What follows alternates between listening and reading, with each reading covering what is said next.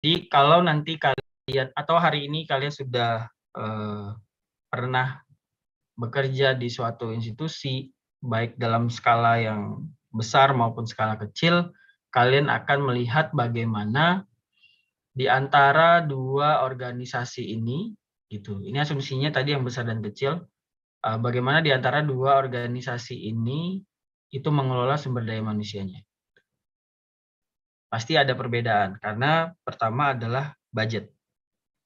Anggarannya relatif terbatas bagi entitas yang skala usahanya masih kecil, sedangkan entitas yang skala usahanya sudah besar, apalagi nasional atau bahkan multinasional, tentu dia memiliki sumber daya yang lebih untuk bisa memperkerjakan, merekrut orang dengan kualifikasi tertentu. Nah, kaitannya dengan koperasi pertanian adalah koperasi pertanian itu masuk kategori yang skala usaha relatif kecil. Gitu. Jadi, kalau di dalam usaha yang relatif kecil, saya tidak akan meminta kalian ya, karena tadi Noval udah kasih sinyal, wah ini bolak-balik nanya. Tapi kan di praktikum kalau nggak salah udah ada juga daftar pertanyaan yang harus disampaikan. Nah, sebenarnya begini. Dari berbagai koperasi, karena tadi ada KSP, Koperasi Simpan Pinjam ya, karena itu badan hukum sendiri. Ada juga koperasi serba usaha yang di dalamnya unit simpan pinjam. Itu bisa jadi berbeda. Ada yang memang fokus bahwa sumber daya manusia itu adalah hal yang penting. Kita punya gudang, kita punya traktor, kita punya apalagi misalkan lahan, kita punya gedung, itu semua dalam bentuk aset. Tapi kalau kemudian orangnya itu keahliannya tidak dikembangkan, maka akan bisa menemukan titik stagnan. Oleh karena itu, di suatu entitas gitu ya, kalau kalian punya bisnis, ini juga suatu hal yang strategis gitu untuk mengetahui saya ini sedang mengelola dari orientasi manajemen sumber daya manusia atau manajemen personalia. Jadi ada dua ini ya. Kalau kesamaannya sama-sama mengelola manusia gitu untuk mencapai tujuan dari organisasi. Nah, tapi di dalam pengelolaannya kalian bisa lihat ya, ada yang satu berorientasi makro, dan ini sifatnya juga long term gitu, ini long term. Ya, saya tulisnya LT gitu ya. Kemudian ada yang orientasi mikro gitu. Nah, bisa saja ini ST gitu. Short term, jangka pendek. Apa yang dimaksud dengan makro dan apa yang dimaksud dengan mikro? Jadi kalau berorientasi makro, dia akan melihat di bawahnya ini ya, yang nomor 2. Bahwa karyawan, nah asumsinya sumber daya manusia itu adalah karyawan. Makanya orang-orang bilang bahwa, oh kamu kerja ya sama orang lain. Iya, posisi kamu tinggi, tapi kamu tetap sebagai karyawan. Meskipun kedudukannya manajer, ya manajer itu karyawan. Kalau yang wirausaha, dia menyebutnya, ya saya meskipun usahanya kecil-kecil gini, tapi saya bosnya gitu. Kurang lebih diskusi seperti itu terjadi di masyarakat gitu. Wah kamu kan bisa ngatur waktu kamu sendiri, kamu bosnya, iya kamu manajer, ya gitu kan. Kamu manajer tapi kamu karyawan, kurang lebih gitulah. Kalau melakukan perbandingan. Lalu dari MSDM itu berasumsi bahwa karyawan itu adalah aset. Nah, yang namanya aset itu harus dikelola dengan baik. Karena kalau tidak dikelola dengan baik, nanti asetnya bisa menurun produktivitasnya. Sama halnya, ini kalau asetnya adalah manusia gitu ya. Kalau asetnya dalam bentuk yang lain, kita punya mesin gitu, tidak pernah kita gunakan, dan di suatu titik ketika lama-kelamaan tidak digunakan, justru dia jadi tidak bisa digunakan lagi. Atau misalkan aja kendaraan gitu, ya terpaksa harus ganti aki gitu. Kalau memang harusnya dia sering dipanasin misalkan, atau harusnya dicopot gitu. Nah, sedangkan kalau di manajemen personalia gitu, yang mungkin saja kalian temukan misalkan kalian sedang part time gitu ya. Mungkin kalian akan melihat ini tidak di semua entitas gitu. Kalian melihat isinya cuma dipekerjakan aja ya. Gitu. nggak tahu kayaknya ini mau kemana. Pokoknya karena saya masuk hari ini, saya melakukan apa yang sudah menjadi deskripsi pekerjaan, saya harus mencapai target, udah gitu. Dan itu mungkin nggak terjadi di lapangan, itu mungkin. Bahwa sumber daya manusia, karyawannya itu ya setiap hari dia datang, dia bekerja, dia pulang. Dia datang, bekerja, pulang. Seperti itu. Dan ketika ditanyakan, ada nggak jenjang karir di sini? Lalu dia bilang, saya tidak tahu. Yang saya tahu, ya saya dapat pekerjaannya ini, saya lakukan. Nah, karena manajemen personalia, dia berpandangan bahwa karyawan itu ya faktor produksi. Bagaimana menghasilkan output, dimanfaatkan secara produktif. Makanya indikatornya itu adalah hasil kinerjanya. Jadi kalau kita bergerak di bidang pakaian ya, misalkan kalian ada yang berbisnis di pakaian, maka berapa banyak yang dia hasilkan dari menjahitnya. Nah, kalau di manajemen sumber daya manusia melibatkan aspek di luar hasil kerja. Nah, ini saya akan bertanya ke mahasiswa. Misalkan tadi, nggak usah pakaian lah, misalkan buat keripik gitu ya. Misalkan buat keripik, hasil kinerja itu artinya berapa bungkus keripik yang berhasil dihasilkan gitu di hari itu. Nah, sedangkan manajemen sumber daya manusia, dia tidak hanya bungkusnya gitu. Tapi ada hal lain yang kemudian menjadi perhatian untuk pengelolaan sumber daya manusia. Nah, kita panggil yang tadi izin ke belakang. Itu Lulu. Silakan Lu. Udah balik kan? Sudah Pak, mohon maaf bisa diulang pertanyaannya Pak. Nah, jika manajemen personalia itu berfokus pada hasil kinerja, kita contohkan kita adalah pebisnis di bidang keripik pisang gitu ya. Kemudian kita punya karyawan. Manajemen personalia dia akan berorientasi, berfokus pada berapa banyak keripik pisang yang berhasil dihasilkan oleh karyawan tersebut. Dengan unit pendekatannya adalah bungkus. Gitu. Jadi berapa bungkus nih sehari yang dihasilkan. Gitu. Nah, sedangkan manajemen sumber daya manusia, dia tidak hanya memperhatikan berapa banyak bungkus yang berhasil dihasilkan oleh karyawan tersebut, tapi ada hal lain yang menjadi tolak ukur atau menjadi indikator dalam kinerjanya. Apa kira-kira Lu? Saya kerja sama orang, tapi tidak hanya diukur hasil kerjanya aja. Misalkan saya dosen, gitu. Tapi tidak hanya diukur berapa mata kuliahnya saya, berapa jurnal yang, berapa naskah publikasi yang saya terbitkan, berapa banyak pengabdian masyarakat yang saya lakukan, tapi ada hal lain. Nah, itu kalau di dosen. Nah, kira-kira tadi ada keripik pisang gitu. Nah, kira-kira apa Lu? Kita bekerja di tempat orang, tapi yang dinilai bukan yang kita hasilkan saja. Kira-kira apa Lu?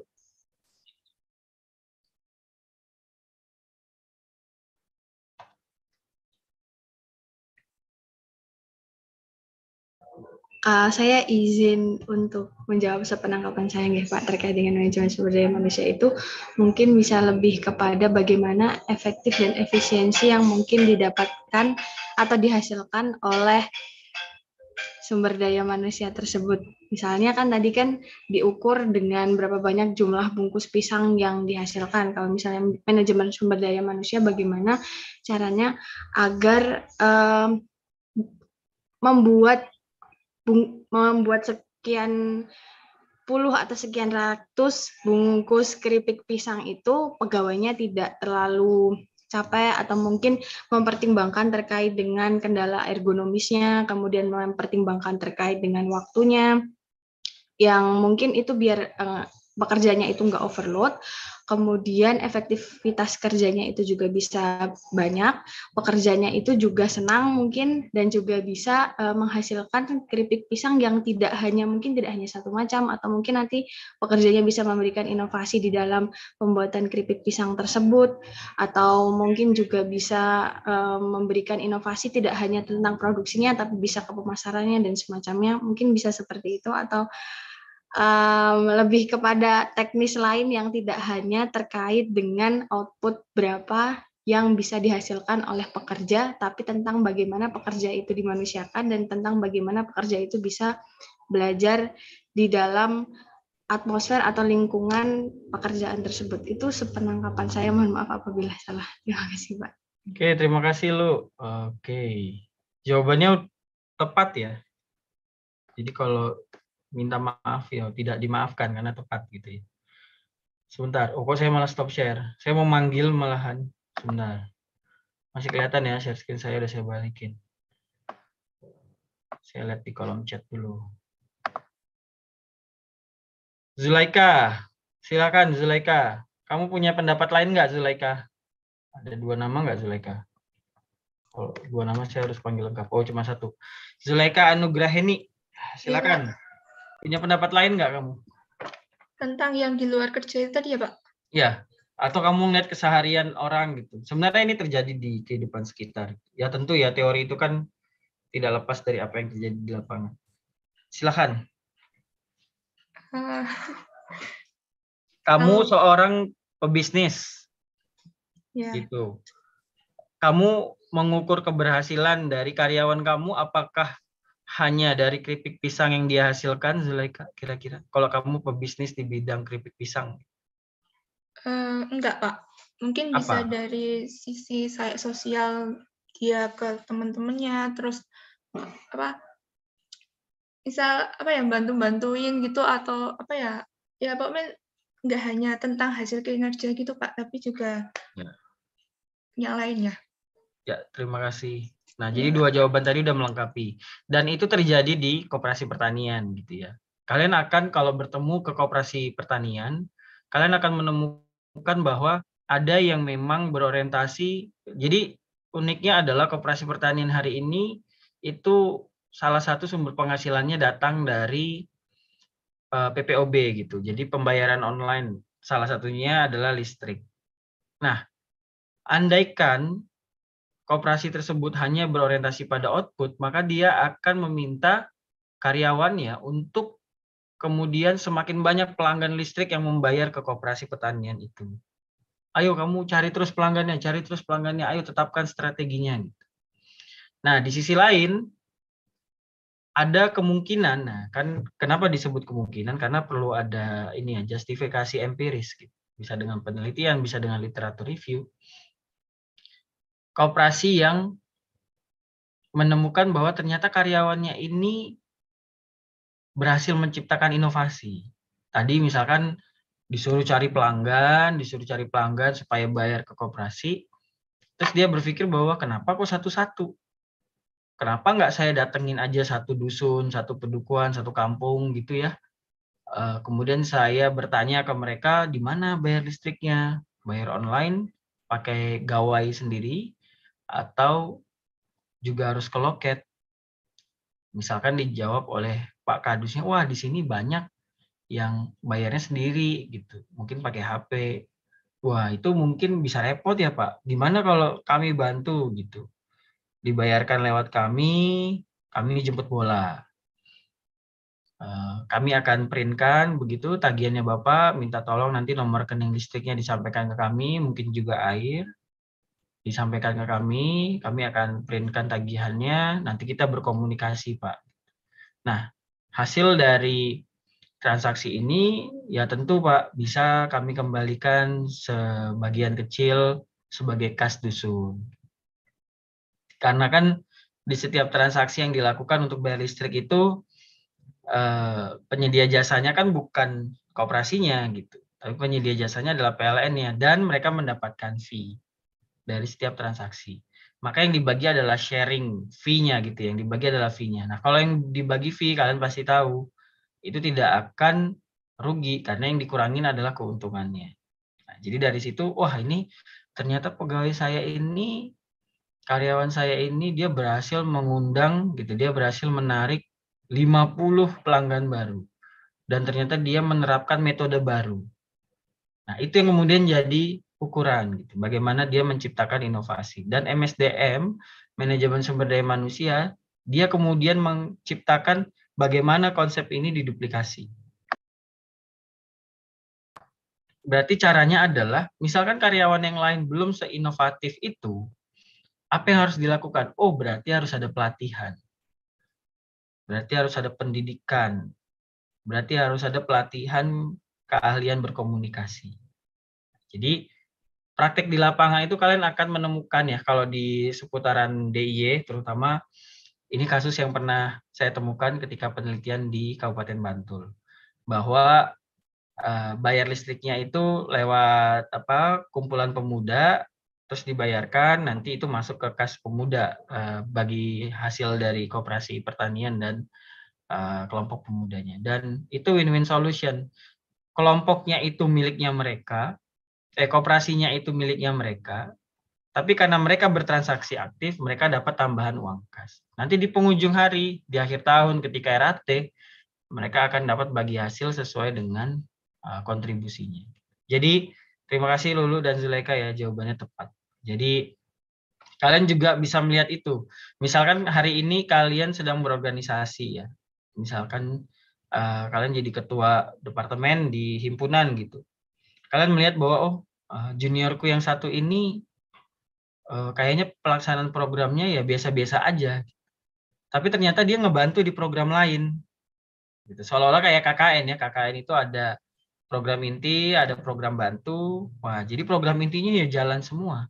Program bantunya ya bagus, jalan semua. Nah, itu bisa jadi tolak ukur tadi yang disampaikan oleh Zulaika, bagaimana dia membantu orang. Nanti di penghujung dari kuliah ini akan ada namanya OCB gitu ya. Nanti kalian bisa lihat apa sih yang dimaksud OCB yang dibilang Pak Abi. Bagaimana seseorang itu berperilaku dan itu dampaknya positif terhadap organisasinya. Mungkin bisa jadi kalian pribadi yang seperti itu. Kemudian ini adalah tahapannya gitu, manajemen sumber daya manusia dan manajemen personalia. Ini saya berikan kata dan. Gitu ya. Ini saya berikan kata dan, tapi pertanyaan saya adalah manajemen personalia ini saya tulis dengan huruf B gitu ya. Manajemen sumber daya manusia ini saya tulis dengan huruf A. Ya, ini A. Kira-kira saya mulai dari manajemen personalia dulu. Jadi minta tolong diperhatikan ya adik-adik semua. Kira-kira manajemen personalia apakah dia mencakup dari huruf A sampai huruf G atau tidak? Sebaliknya, manajemen sumber daya manusia apakah dia mencakup dari huruf A sampai huruf G? Nah, jadi itu bisa dijawab ya. Apakah kedua hal ini itu mencakup seluruh poin di bawahnya atau enggak Pak? Manajemen sumber daya manusia itu cuma sampai huruf ini menurut saya. Manajemen personalia itu semuanya atau kebalikannya. Manajemen personalia itu semuanya tidak semuanya, hanya sampai sini. Nah, kita panggilkan yang belum siapa ya? Sukandri Abiu. Nah, ini kan namanya mirip saya nih. Silahkan Sukandri. Boleh lihat yang tadi, Pak? Oh, saya stop ya? Walah. Terusan stop. Ya, silahkan.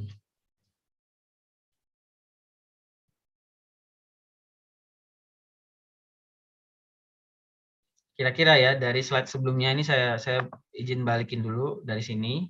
Mana tadi? Nah dari sini ya, ini dari dua hal ini. Kira-kira manajemen personalia itu mencakup semua nggak? Manajemen sumber daya manusia mencakup semua nggak? Kalau manajemen sumber daya manusia sepertinya mencakup semuanya ya Pak. Kalau manajemen personalnya kayaknya hanya sampai yang C ya.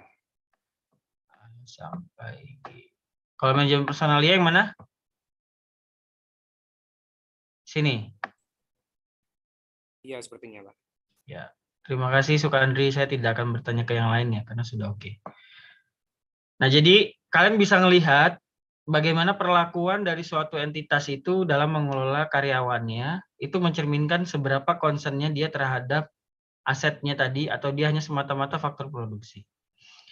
Kemudian kalian akan bertanya lagi gitu karena memang potret miris itu juga pernah dilakukan oleh salah satu eksekutif di suatu daerah di suatu kabupaten di Sumatera Utara gitu ya, di mana dia punya tenaga kerja tapi tenaga kerjanya itu ya benar-benar hanya faktor produksi sehingga dikurung.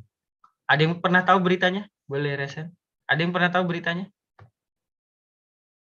Tidak ada? Satupun mahasiswa yang tidak tahu berita ini? Yang Bupati Langkat itu bukan, Pak? Ah, iya betul. Nah, jadi bukan kemudian mendorong kalian untuk menonton televisi gitu ya. Tapi isu ini itu pertama adalah isu kemanusiaan, yang kedua adalah isu bagaimana pengelolaan sumber daya manusia, yang ketiga adalah Faza tahu nggak sebenarnya buruh-buruh itu bekerja di sektor apa? Tidak tahu, Pak. Oh, tidak tahu malahan? Mereka Cuman kerja di sekilas sektor saja.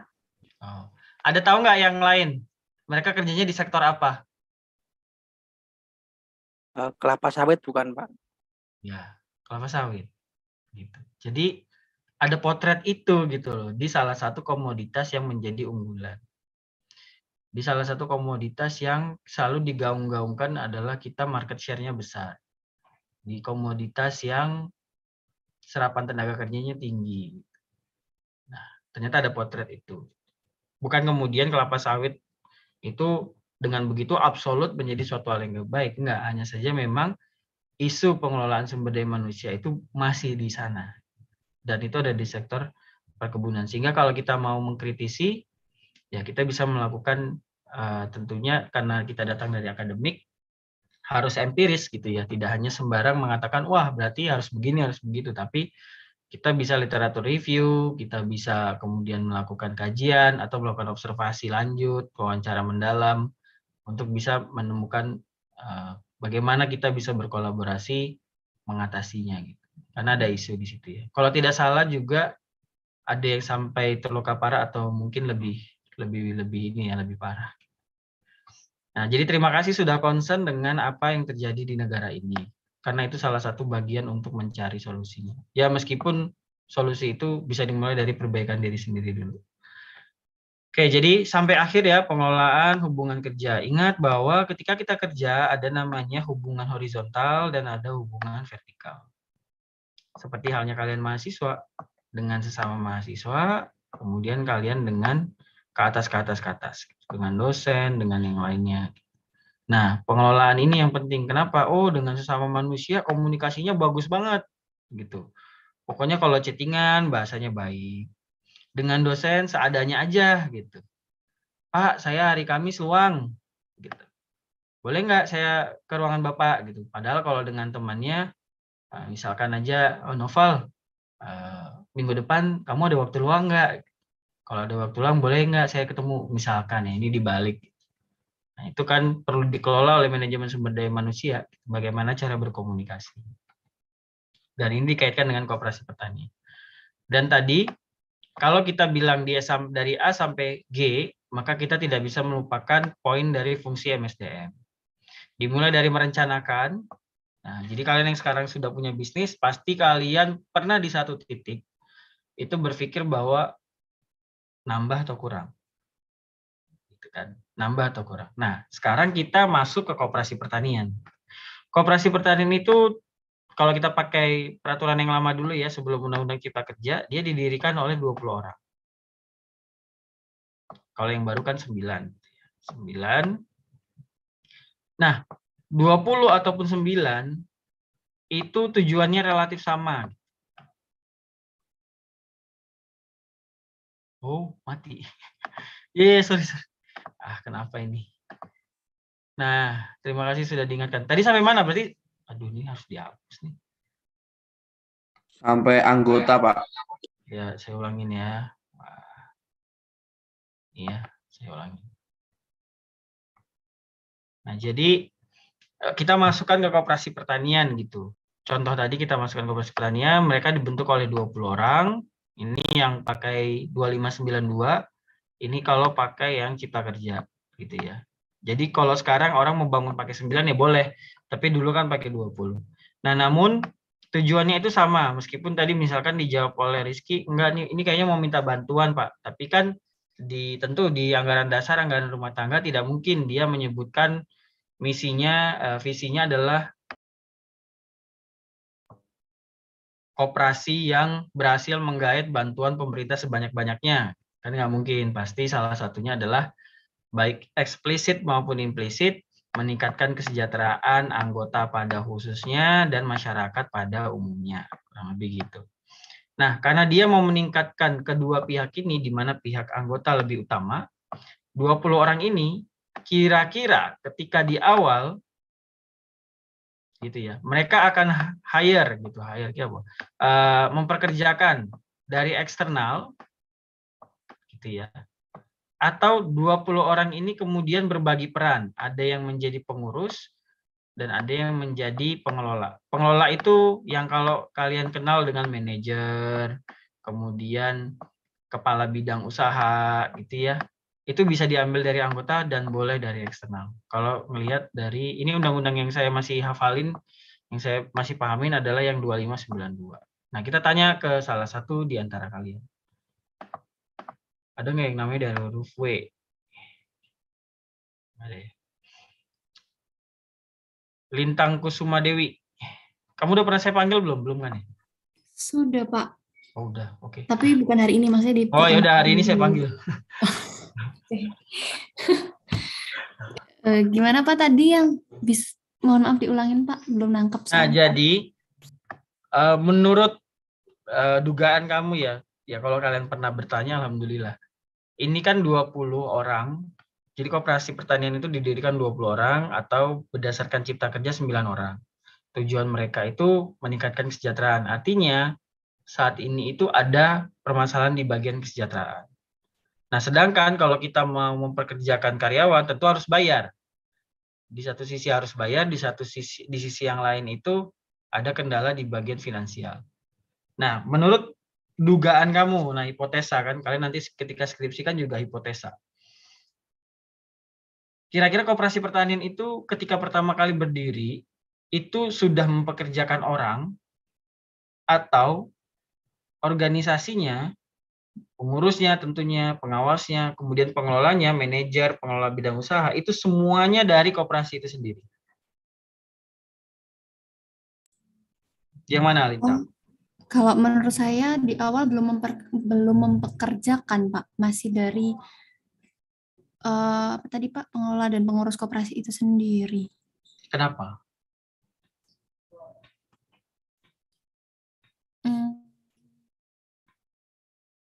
Kenapa kamu bisa berpendapat demikian?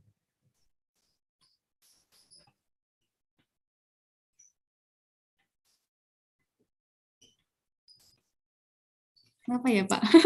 Nah, Saya pikirnya gitu aja sih Pak tadi. Kenapa kira-kira?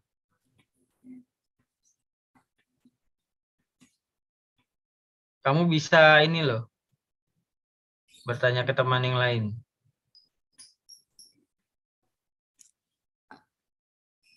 Mungkin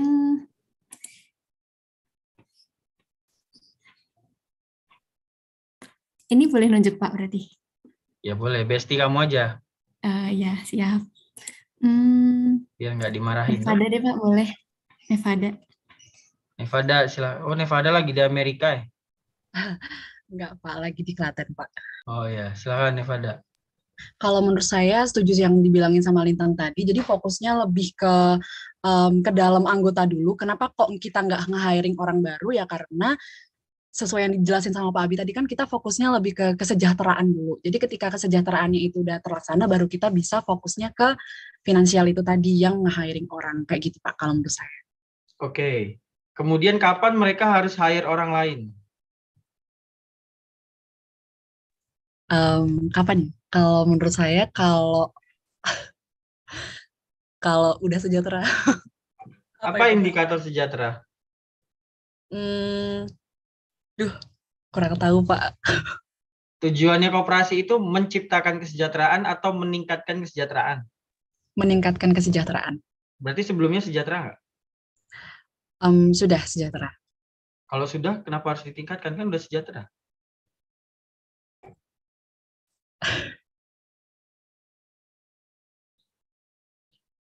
Betul nggak? Begitu nggak? Iya juga Pak. Iya Pak, benar. Make sense. Benar-benar. Make sense ya. Tapi kamu berseberangan juga boleh. Nah, kamu boleh minta pendapat bestie kamu. Terutama yang belum pernah saya panggil. Siapa ya Pak ya? Banyak banget, ada 54 kok mahasiswanya, 55.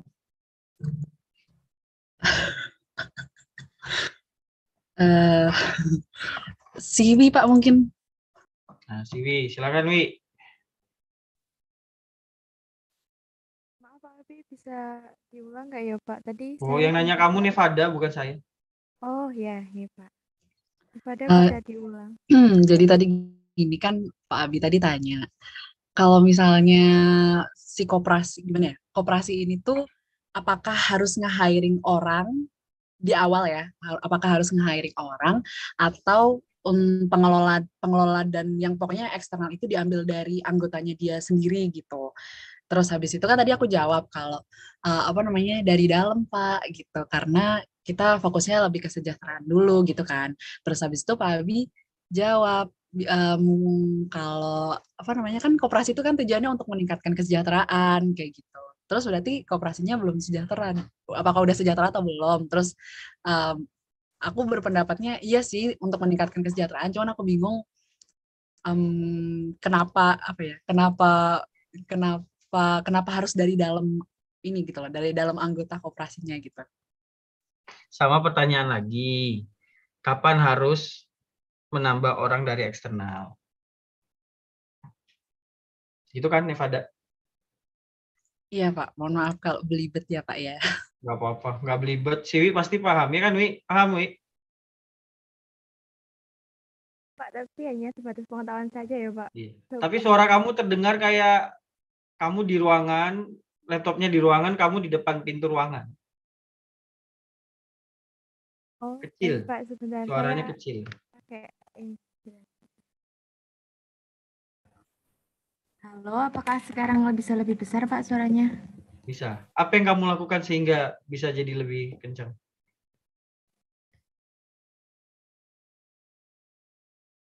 Pakai headset. Malah bubar. Baik Pak, saya izin menjawab tadi dari Nevada. Jadi menurut sepemahaman saya tadi itu kan koperasi untuk meningkatkan kesejahteraan anggota. Berarti memang ada beberapa anggota atau bahkan semua begitu yang belum sejahtera sehingga perlu ditingkatkan kesejahteraannya. Nah, lalu kapan untuk meng-hire dari luar itu kalau menurut saya tergantung juga kondisi dari internal koperasi itu sendiri. Misalnya jika memang belum sejahtera semua tadi, berarti kan perlu mengestablishkan dulu dari finansial anggotanya. Nah, misalnya ada yang sudah sejahtera dan bisa membantu pemerataan yang anggota belum sejahtera tadi, bisa menambah apa ya personil dari luar itu untuk yang sekiranya bisa memberikan efek kesejahteraan yang lebih besar gitu Pak. Jadi kalau waktu patokannya sepertinya ya tergantung dari kondisi internal koperasi itu. Oke. Kalau 5 tahun sih, Wi. Jadi begini ya. Suara saya masuk nggak ini? Masuk nggak suara saya? Tes. Masuk Pak. Nah, masuk. Pak Abi.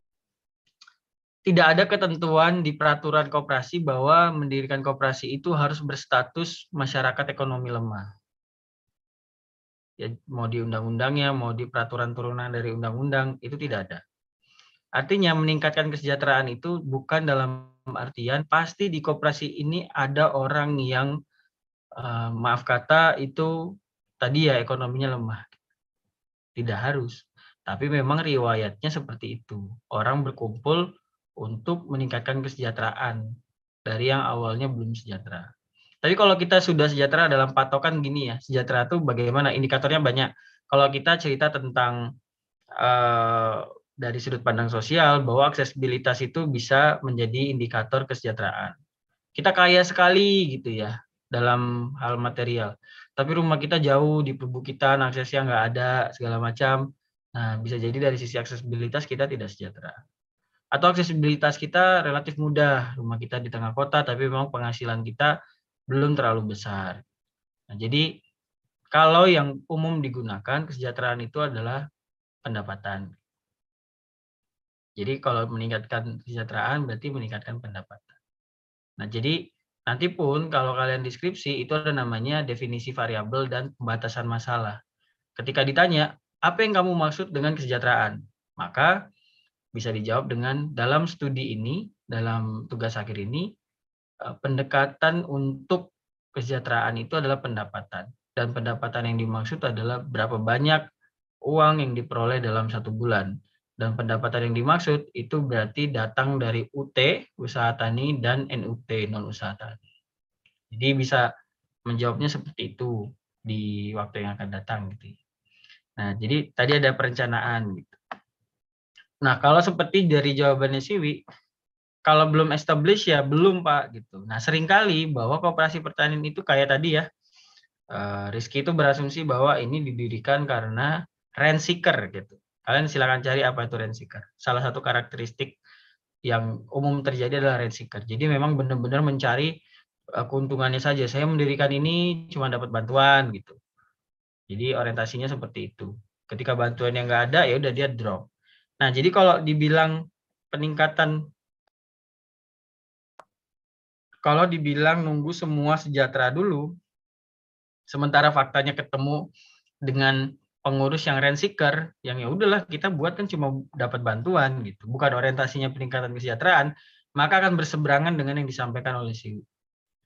Loh, kok nggak nambah-nambah orang dari eksternalnya? Kok nggak bergerak-gerak ini usahanya? Ya karena memang tujuannya bukan meningkatkan kesejahteraan secara umum, jadi cuma untuk mengakses. Itu kelihatan dari ini lah. Kalau kalian nanya gitu kan, oh ya sudah. Dan apakah itu salah?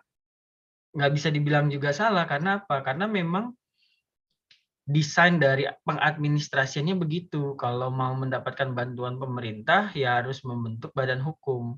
Dan salah satu badan hukum yang relatif terjangkau untuk dibuat adalah koperasi. Tidak harus menanamkan sejumlah uang dan sebagainya. Kalau kalian buat PT kan kalian pasti udah tahu ya. Kok saya stop share lagi. Berapa uang yang harus ditanamkan. Nah ini udah 827. Saya baru di slide ini. Nah kemudian sampai yang terakhir pemutusan hubungan kerja. Nih. Jadi kalau di dalam manajemen sumber daya manusia A sampai J ini. Nah, jadi ketika mau buka bisnis, mungkin kalian akan berpikir, wah ya udah saya tinggal hire. Kalian merencanakan gitu bahwa kapasitas produksi kalian itu sudah bertambah jauh lebih besar dan sumber daya manusianya sudah tidak bisa, udah mentok. Artinya kapasitas mesin jahitnya itu udah nih 100 piece sehari. Kalau mau beli mesin jahit baru lagi udah bisa karena setiap hari udah konsisten dengan 100. Sudah mentok. Kalau mau ngasilin 110 nggak bisa. Nah, faktanya di lapangan kok nggak bisa? Bisa aja kan Pak, orangnya disuruh lembur. Nah, kalian ingat bahwa kalau kita paksakan, justru produktivitasnya bisa turun. Artinya dia akan menambah 1. Ketika dia nambah 1 alat jahit dan 1 penjahit, dia berharap bahwa penambahan dari sumber daya manusia yang baru ini, biaya yang dikeluarkan itu lebih rendah dibandingkan hasil yang akan diperoleh. Jadi ingat bahwa ketika kita punya bisnis, ketika kita mengelola koperasi, kita berharap menambah 1 orang, biaya yang dikeluarkan lebih kecil daripada yang akan dihasilkan. Ketika kita bekerja dengan orang lain, ingat bahwa kita akan berkontribusi terhadap akselerasi dari perusahaan itu. Jadi kalau kalian pernah mendengar, wah saya kalau kerja sama orang buat kaya orang lain, ya benar. Itu benar. Karena apa? Ya namanya kerja sama orang. Kalau usaha ini berhasil, ya dia nambah kaya. Nah bagaimana kemudian kalian juga ikut merasakan itu.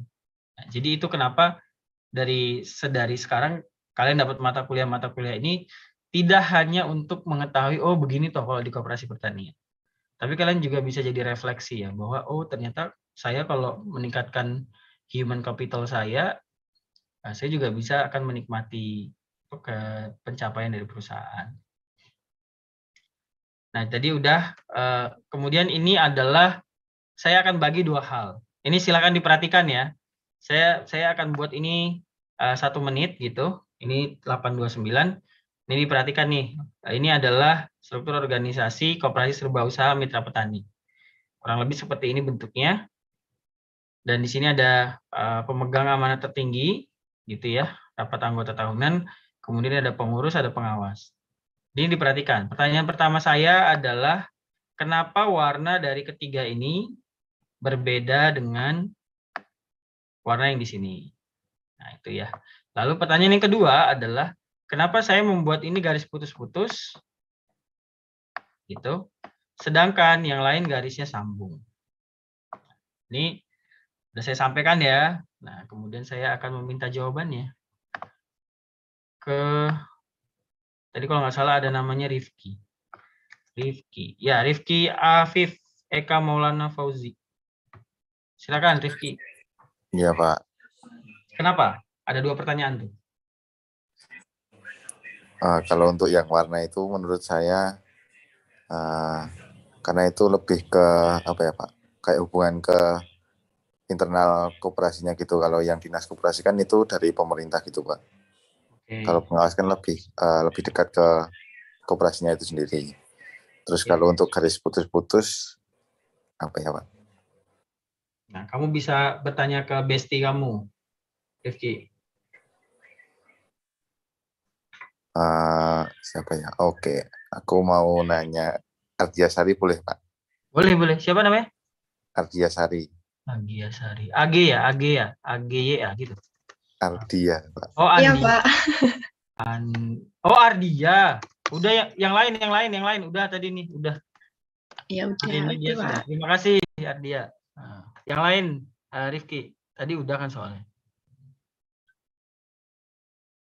Yang sekiranya belum.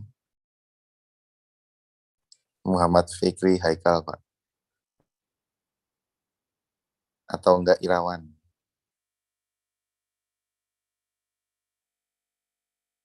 Halo Irawan. Halo. Apakah bisa membantu diri saya? Yang garis putus-putus ya, Pak, tadi, Pak. Ya, Mas Rifki. Halo, Mas Rifki. Iya, Mas Irawan.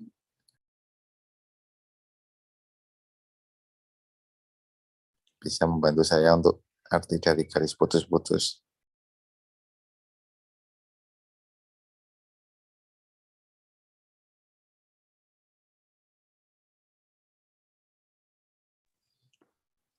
Ya, coba ya, Mas Rifki. Oke, saya balik. Fikri. Iya, Pak. Oke. Saya mengucapkan permohonan maaf ya kepada kalian yang sudah klik di kolom chat. Oh, masih bisa ding. Saya kira sudah hilang. Saya belum masukkan ke notulensi gitu. Sorry. Oke. Tadi yang udah klik galat nanti saya input manual. Saya kira hilang. Kalau tadi hilang, saya minta tolong kalian tulis sendiri. Silakan Fikri. Saya share screen lagi. Sebentar.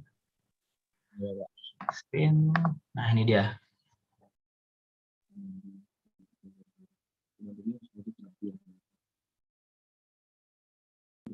Oh ya, kalau dari saya, menurut saya Pak, yang putus-putus itu kan ada dinas koperasi sama pengawas.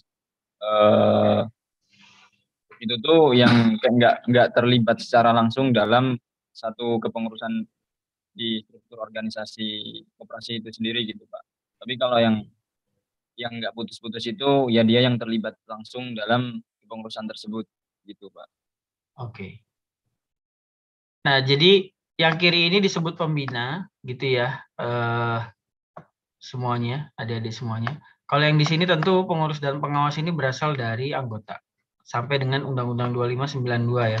Dulu ini kan udah pernah saya cerita, di Undang-Undang 17 tahun 2012 yang kemudian di judicial review ke Mahkamah Konstitusi dibatalkan, karena dulu pengawas itu boleh dari luar.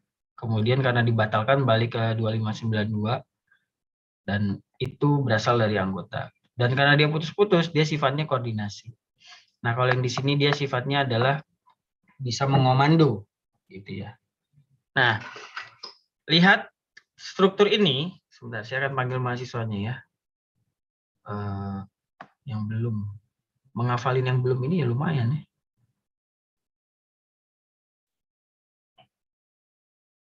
Rakanda, kamu belum kan ya? Belum, Mbak. Oke. Nah, kamu pantengin ini ya. Kamu pantengin ini 10 detik gitu. Saya akan nanya ke kamu, pertanyaannya adalah apa beda struktur organisasi yang sedang saya tampilkan ini dengan yang akan datang di slide sebelahnya. Nah, jadi silahkan dicermati dulu, mungkin 5 detik gitu ya. 1, 2, 3, 4, 5. Dengan ini. Aduh, kok nggak ke next ya? Dengan ini.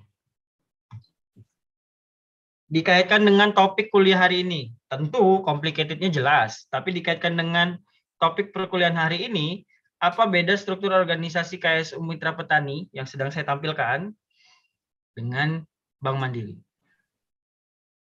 Ini dari segi ininya kan, Pak? Dari Maksudnya? segi manajemen sumber daya manusia. Oh ya.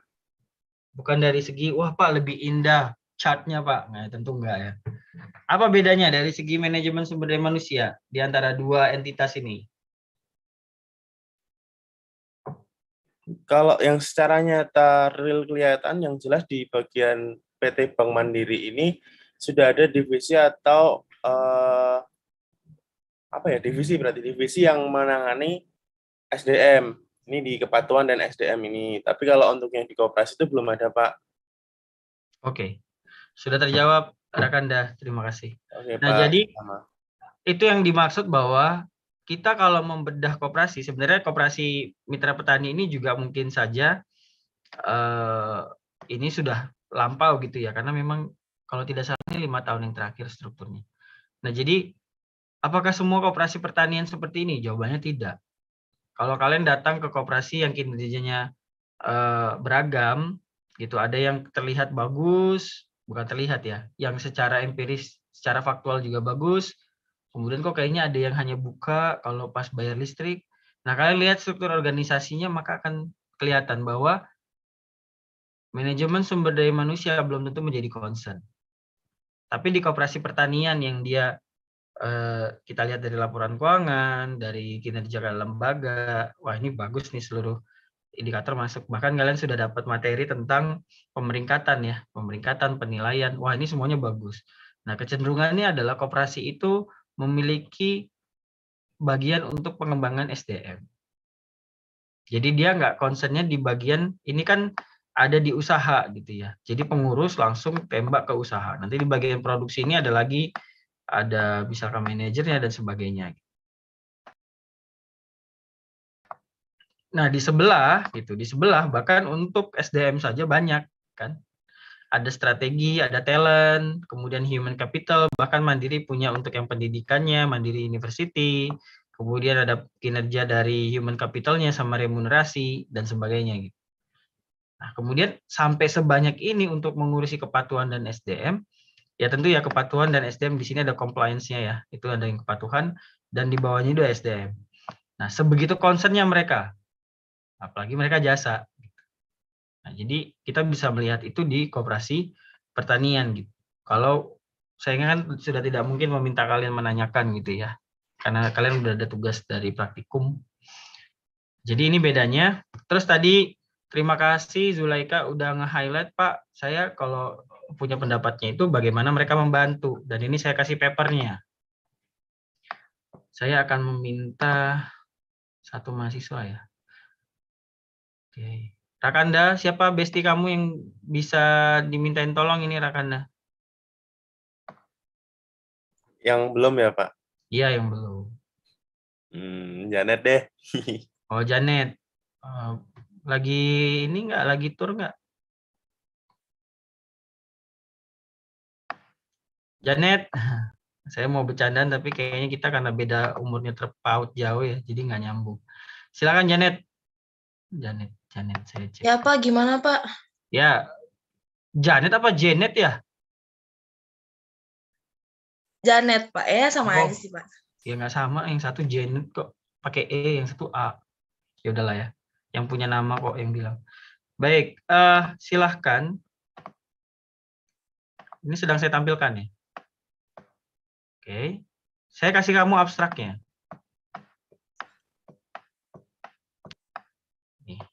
Ini saya highlight. Kebaca nggak? Kebaca, Pak. Silakan ambil waktu untuk menyimpulkan apa yang dia lakukan, apa yang dia teliti, dan apa hasil penelitian.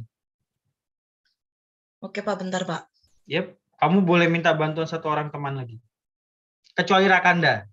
Kalau kamu manggil Rakanda lagi, ya itu sini ya, Mbak Bu.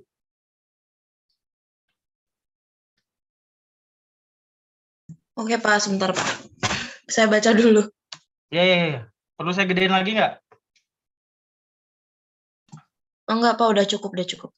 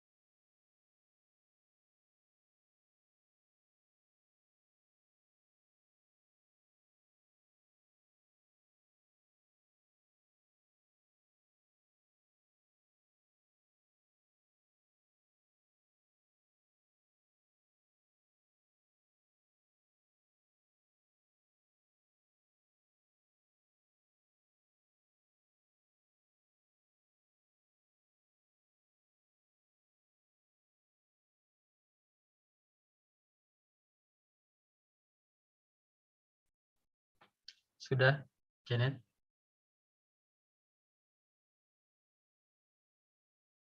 Halo?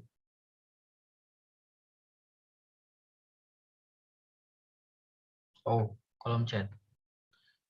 Bentar, Pak. Oke. Ya, mungkin itu nanti kalau Janet jawab, itu menandai menjelang berakhirnya ya, kuliah.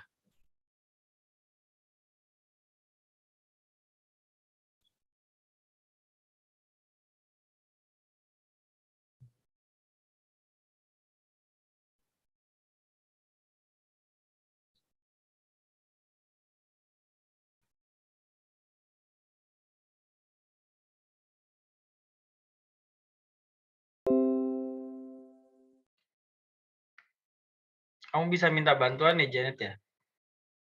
2. Kaitannya dengan Zulaika tadi itu menyampaikan itu, dan ini adalah papernya. Jadi apa yang diduga oleh Zulaika tadi didahului oleh Lulu ya, itu sudah diteliti oleh Alves et al. Ini, dan hasilnya signifikan.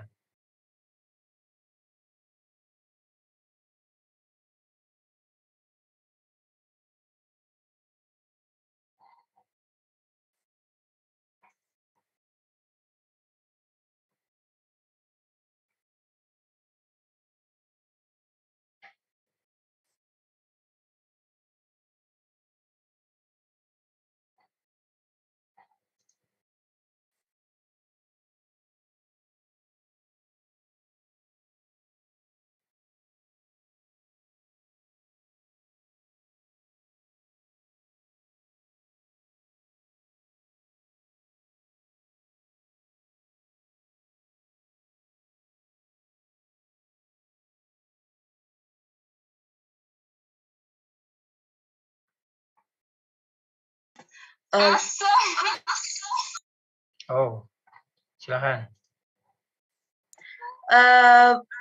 Ini Pak. Apa tuh?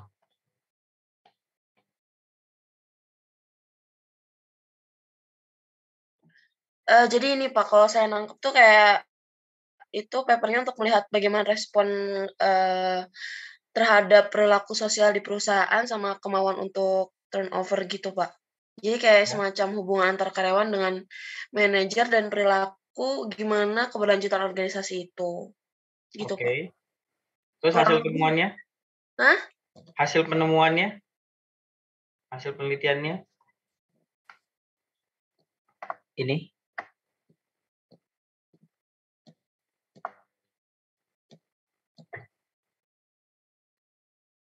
Nggak sampai belakang ya, yang belakang ini rekomendasi.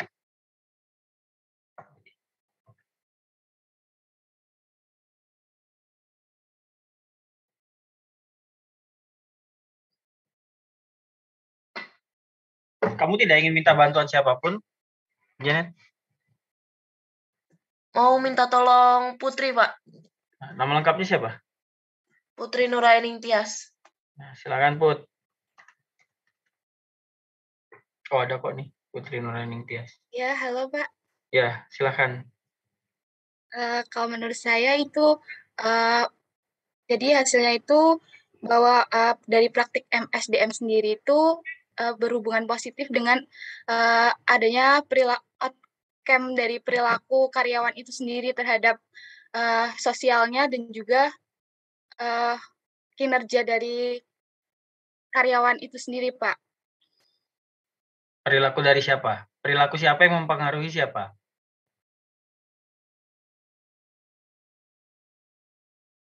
Putri, perilaku siapa mempengaruhi siapa?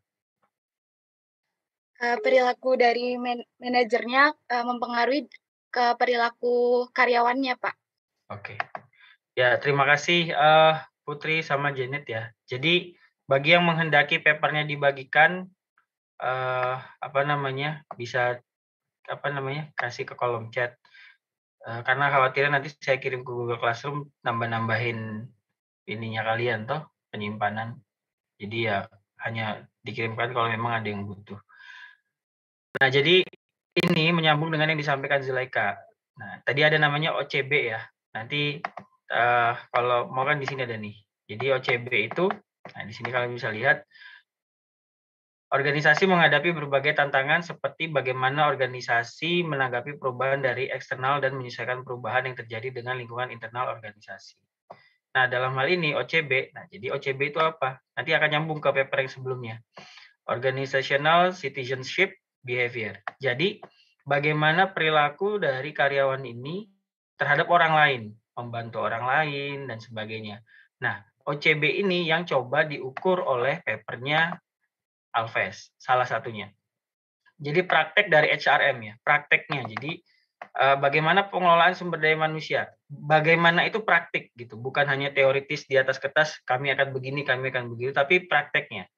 Nah, apakah praktek pengelolaan sumber daya manusia dalam hal ini manajemen tentu ya, manajemen SDM itu memiliki keterkaitan dengan outcomes, behavioral outcomes. Jadi perilaku gitu, yang ditampilkan, yang terlihat gitu ya. Nah, kan kalau orang membantu orang lain itu terlihat. Nah, itu behavioral outcomes-nya. Nah, kemudian di sini ada mediating sama moderating. Kalian udah pernah dengar variabel moderator sama variabel mediator belum? Di ekonometrika?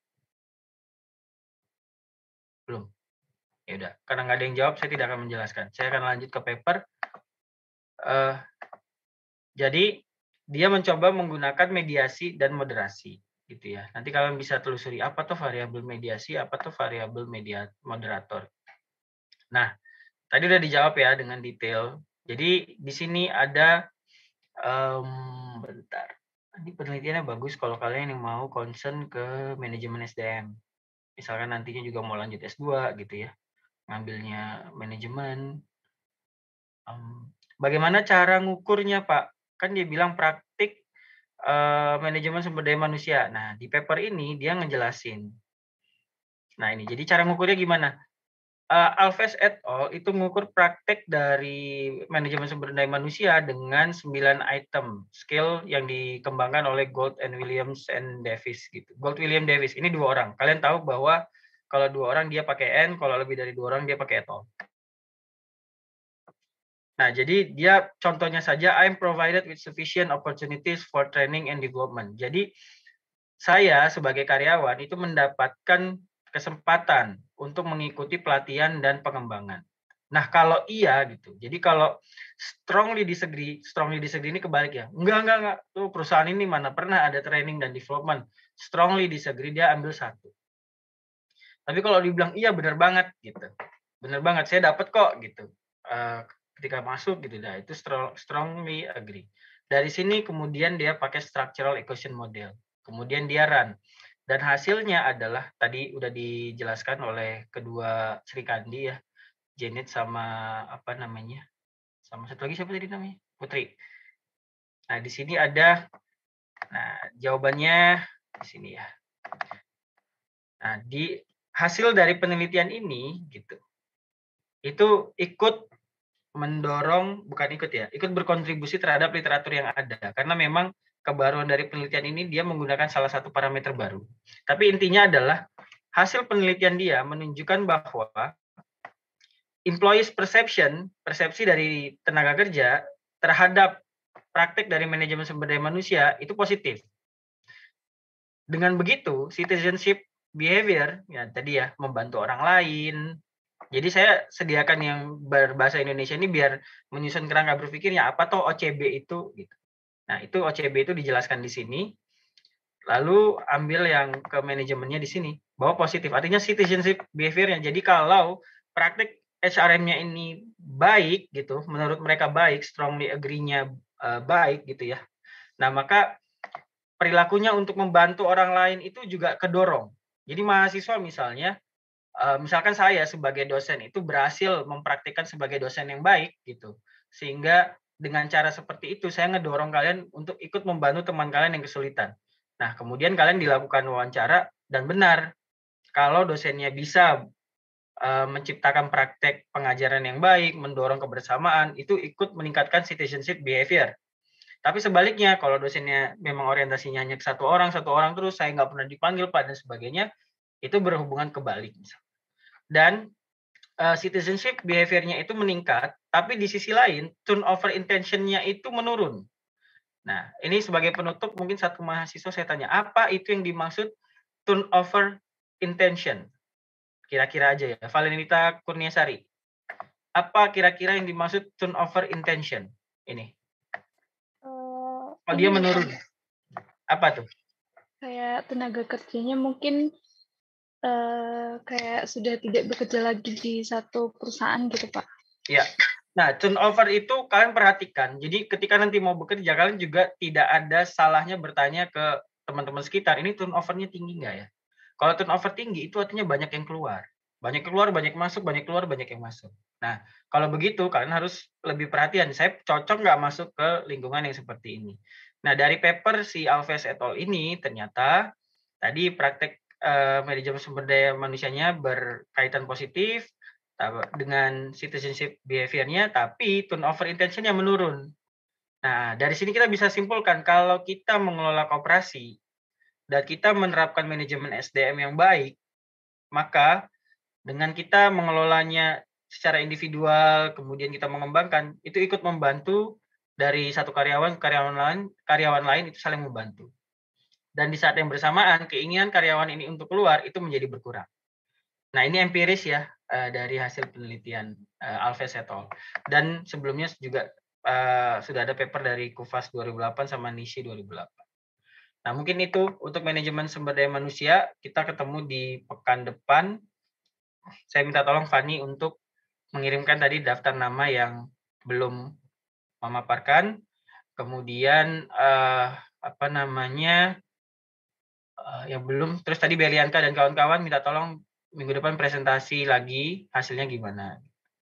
Oke. Nah, papernya berarti saya kirim ke Google Classroom atau personal chat ya.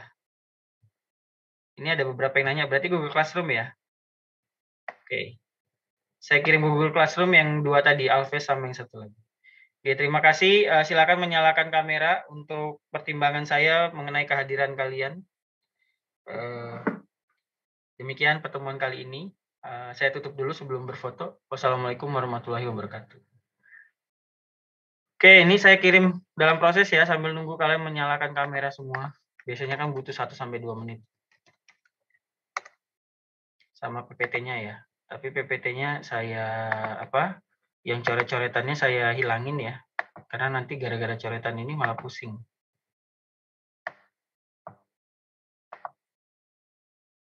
Itu slide pertamanya 9 April karena diambil dari pertemuan yang pertama ya. Pertemuan pertama tentang MSDM-nya.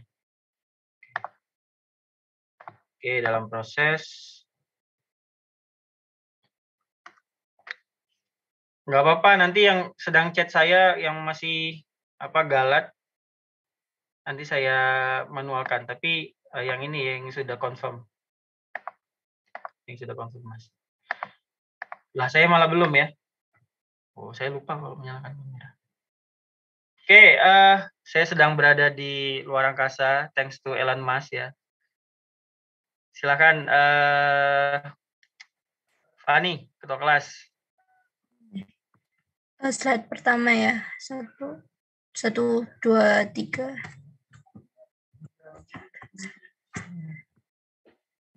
Slide kedua. Ini Risma Ayu. Alvin, habis ini lanjut lagi istirahatnya, Vin. Mohon maaf untuk Risma Ayu ini.